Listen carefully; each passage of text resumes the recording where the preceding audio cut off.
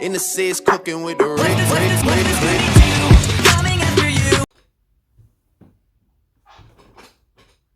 Hi. Is up. Thank you so much for clocking in with your girl Lo. And you guys, before I get into this video, hold on. I was rabbit hole of finding out my body type.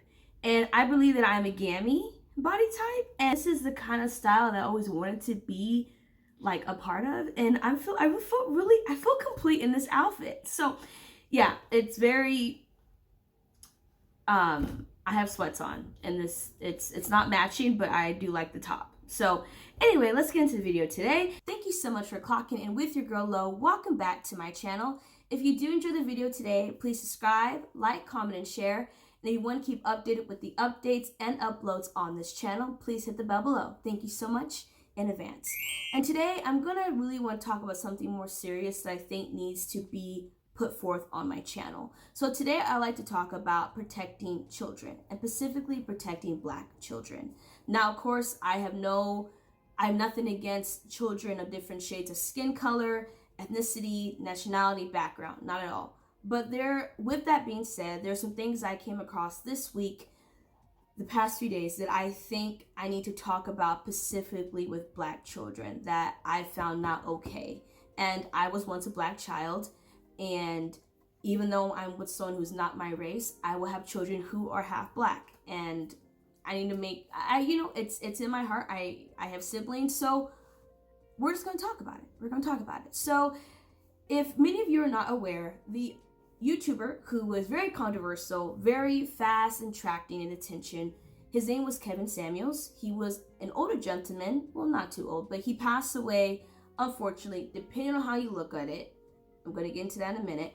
He died at age 56, I believe, on Cinco de Mayo, Thursday of this year, according to the source that I found. Please forgive me if I got any of the information wrong. I double checked before I started this video, and that's what I got. So he died at age 56, which is a pretty young age. There's some speculations around his death, allegedly regarding Red Bull, maybe medication to kind of help the situation to rise. I don't know why, but the cause of death has not been released to the general public. So anyway, Kevin Samuels was a YouTuber that was controversial, very fast in attracting numbers and attention. I personally not indulge in any of his content. I did come across a lot of his viral clips, and due to what I saw in the viral clips, even though I did not get the full context of what that viral clip was about, based on what I saw, I felt no need and no interest to go indulge in his content at all.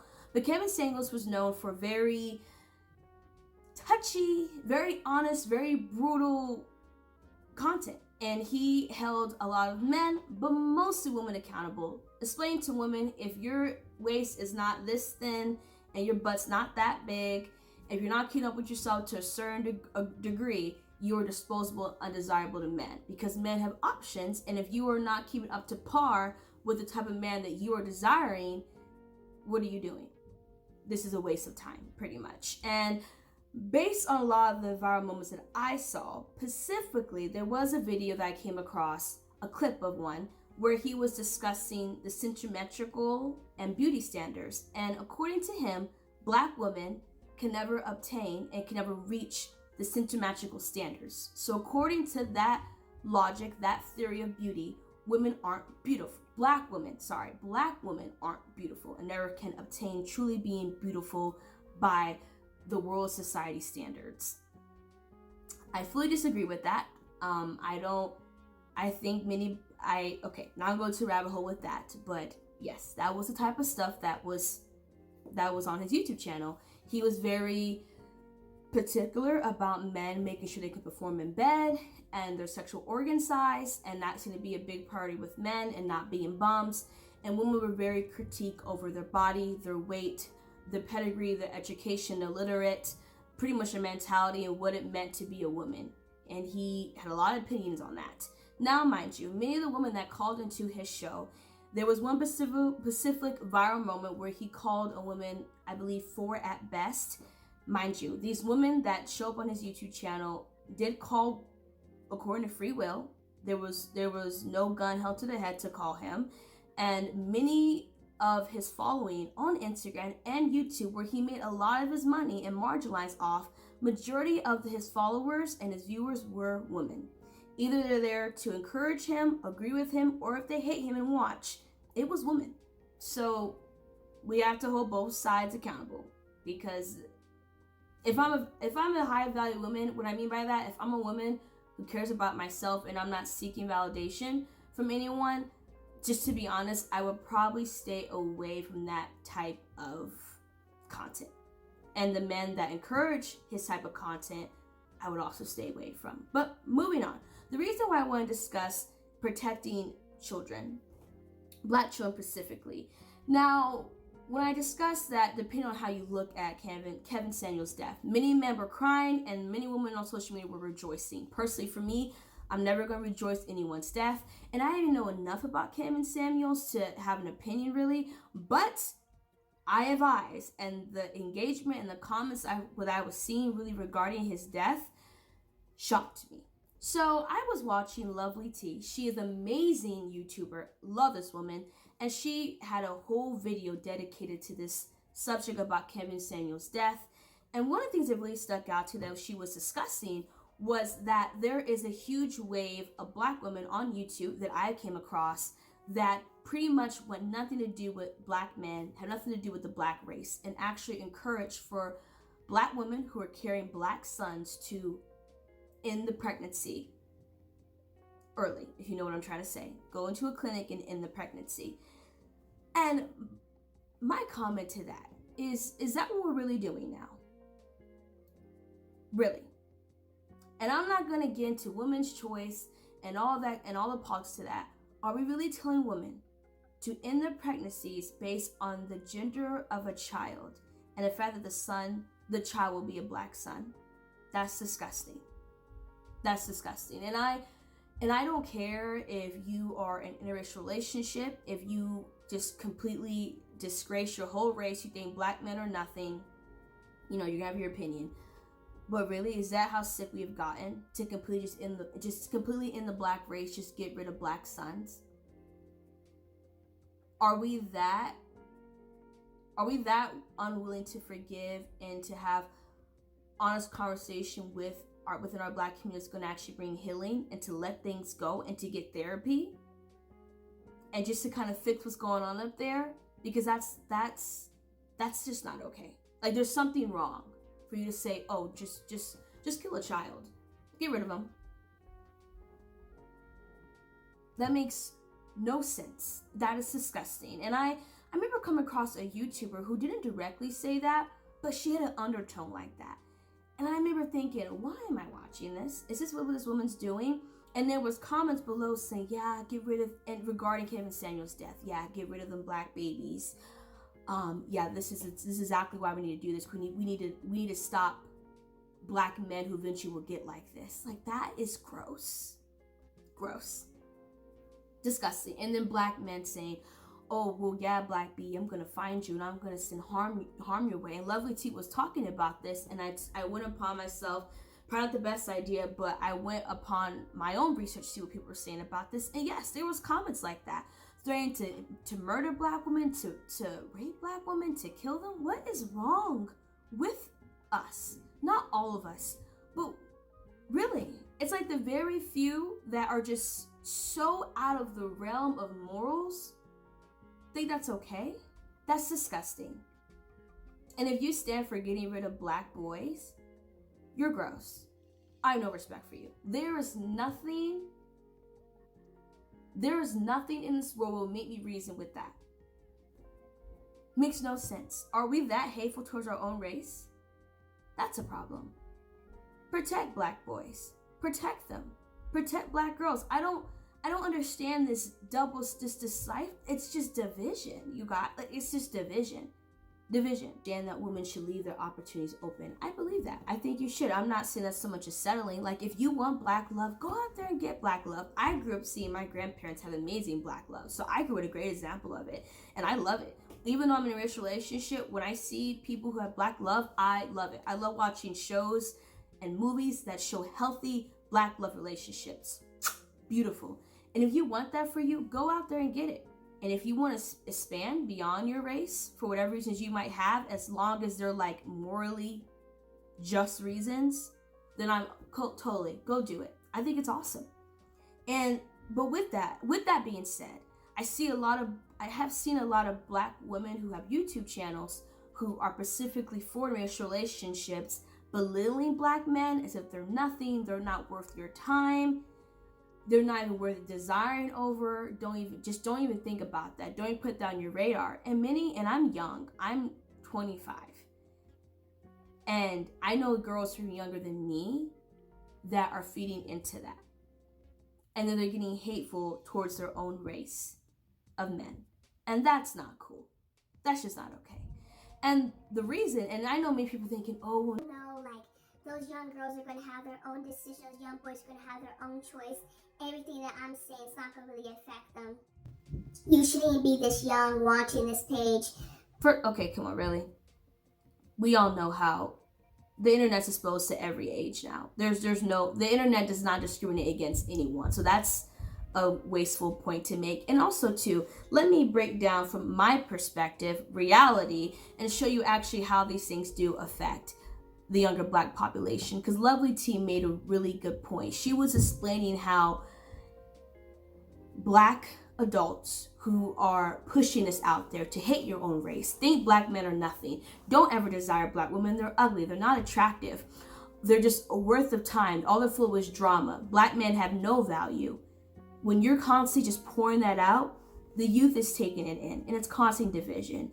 And Lovely T was so right on that, because I grew up with that. So between the ages of middle school and high school, 7th through like 9th grade, I was boy crazy, and I felt known, like I was okay, like being on different races, having crushes on different races, that was fine. My family was never an issue. I was around a lot of diversity in my neighborhood.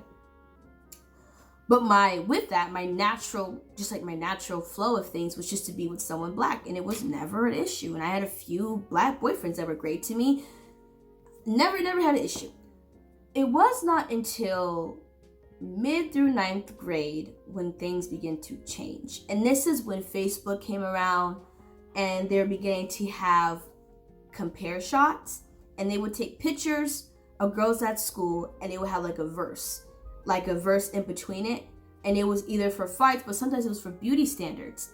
And I remember seeing girls that around my shade, my skin tone, being compared to other races of girls, more light-skinned Black girls, and I started seeing this like hate towards Black women, but specifically dark-skinned girls as well.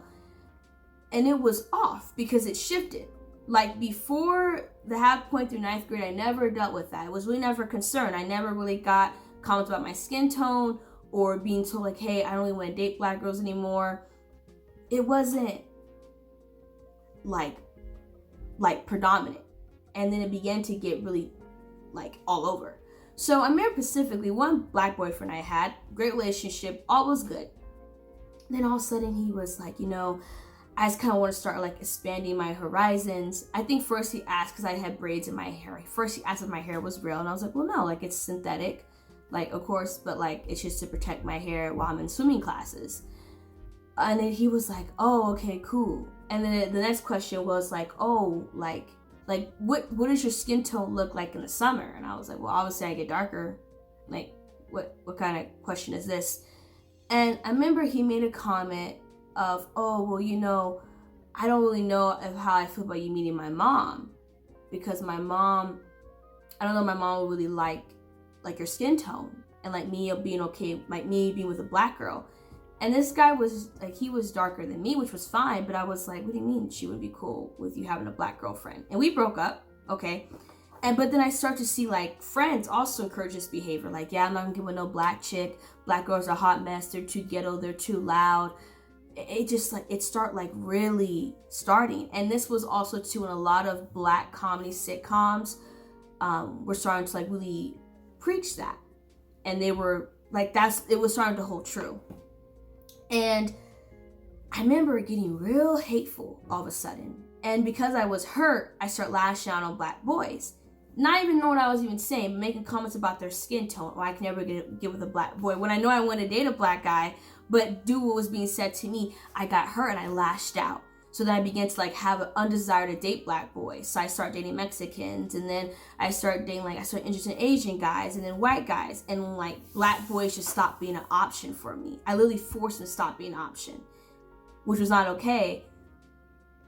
But that just shows things that are being taught to the youth, it will affect the youth in reality, right? So yeah, so that went on from like the rest of ninth grade all the way to like the summer into 11th grade. I really had like this spitefulness towards black boys, and even black boys who were respectful towards me, that liked and had a crush on me. I was just like, no, I don't need to deal with you. No, you probably think I'm ugly anyway. No, I need a white boy. I want kids with good hair. And I had to start being my mentality. So damaging. And I remember during this time, my family would start making comments like, oh yeah, you just want to be a white girl. You're not happy with your skin tone. Oh yeah, there's like, not that my family was being being cruel, but I don't think they even had a clue that I'm not gonna blame some immature kids and put that on all black men or all black boys, because that wasn't the case. But because I wasn't talking and handling my hurt with me pretty much getting rejected from a handful of black boys, like I started having like an identity issue, and I started feeling lost. And during that time, usually your attraction to boys or girls, whatever, is a big part of your identity during that time. And that time, it was just getting destroyed. I had no clue where to go. So I kind of felt really lost. And I remember them saying to me, oh, you just want to be a white girl. You just want to be a white girl.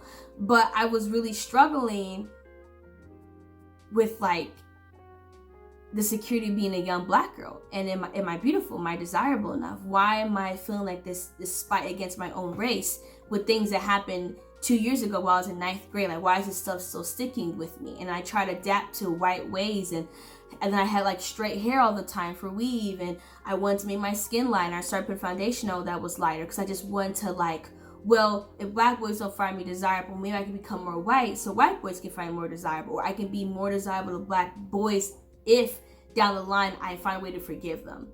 Weird, but that was like my whole spilch. And then I started getting around black women that would make comments like, yeah, I want to give the black boy, you should go with a Mexican because you can have good hair. So eventually, I remember my mom asked like, hey, like, what's kind of going on? Like, I forgot the conversation, but I remember I had a conversation with her about kind of comments that were made to me in ninth grade, how they were still hurting my feelings. And I felt like the things I'm seeing in comedy sitcoms and the things that women are telling me at church is just feeding into it. Like, I'm not being told to maybe forgive and get out of this rut. I'm kind of being told it's okay to be in this bitter rut. It's okay to be unforgiving, just spiteful and hateful. And I don't want to feel that way anymore. So I remember talking to my mom, and I was like, you know what? I need to forgive. I need to get over this. I need to just let go of immature boys and not let it just taint how I see black men or black boys in the future. And you guys, when I tell you, that felt so relieving, because I feel like once I did that, I had so much more love for my race and what my race represented, and both men and women. I feel like this veil kind of got lifted, and I felt like I can actually breathe now. Like, I felt relaxed, and I felt like, okay, now I can be black and be okay with being black. I can have black friends, both boy and girl, and just feel good about it. And if I end up having a crush on a black guy and he ends up asking me out, that's cool, then I'll do it. Like, and if someone else after race wanted to ask me out, okay, I'm cool with it. I feel like I had to justify being with another race, and the only way I could justify it was by belittling my own race. I no longer feel like I had to do that anymore. Like, that's the importance of forgiving, and then having an adult like my mom and my family that kind of guides you out of that. Like, hey, you don't gotta tell me everything that happened, but I can see like the fruit of what happened, and it's not looking good. And we kind of need to guide you out of this self-hate towards your race. So I thank my mom so much for that. I don't think she realized that impact she did on me, but it really got me out of that funky mentality. And if an older person comes across my video who is teaching this stuff to black kids who pretty much hate each other, don't do that. Don't do that, because you're setting up people to have a very hinder life, and they have a hard time accepting their skin. They have a very hard time interacting with the people who look like them. And there's power in being able to relate with your culture, no matter what your culture is. There's power in that. and feeling accepted and feeling love and showing acceptance and showing love to, in this case, to both Black women and Black men. And if you're a part of that game or where you want all this society, all this division, hate Black women, hate Black men, I have no respect at all. Cause it's disgusting. It set me back. I think it set me back socially and just like loving myself. It set me back years. So yeah, and like that, I think we gotta start protecting Black children, because what I think Lovely T was right. What I am starting to see is just this Black hate, and it's not even, it has nothing to do with these external forces. It's like internal. Like we're doing it ourselves. And that's just not okay. Knowing that every age group is listening to you and they're holding that as mottos to live their life by. And we gotta make sure those models are good and those models are gonna be good for our community. Way into another, kind of like a mini story time. And this is about Black boys as well, but this is also about protecting Black girls specifically. So, Tyler Perry in all his films, even though I think they have a lot of colorist standpoints, and I don't like how every dark-skinned man in the film is shown as a dark figure, a child toucher, a woman beater. I know that, but the one thing I can say is that his films do bring a truth that is not good, that a lot of, and you can agree or not, but I know that I have seen that a lot of Black families, it's sad, they will hide when children are harmed. Common pattern is a lot of Black girls kind of being sacrificed by a mom, a Black mom usually, or a parent, for whatever reason, and are kind of told, well, that didn't happen to you, that uncle, that older cousin that never touched you, that aunt never touched you, get over it.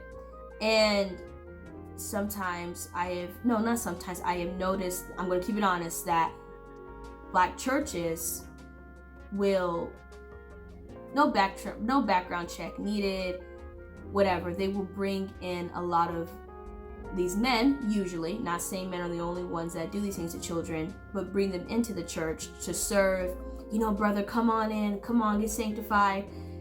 And they're not mindful.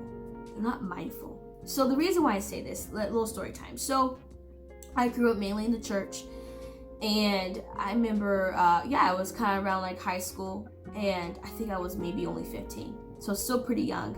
And there was a woman there, I'm going to call her Miss Ann. Miss Ann was a lovely woman, great. She had a lot of hard times, but was amazing.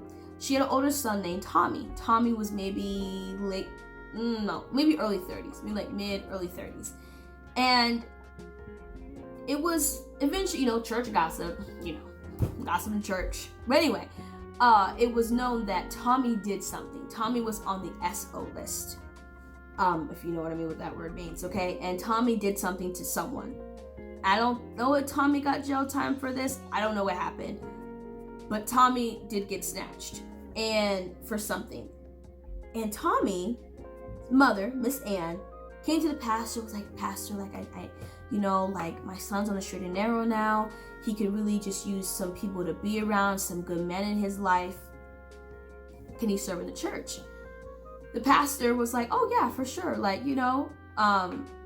don't know how the meeting went, but somehow Tommy found himself serving the church. And I remember Tommy being strange. Tommy would not give girls between the ages of 13 and 18 eye contact. Anytime that we're like all in the same hall, he would avert, not really walk around us when other people were watching. Now, when people weren't watching, Tommy would find himself looking. Tommy would find himself going down the same hallway as you.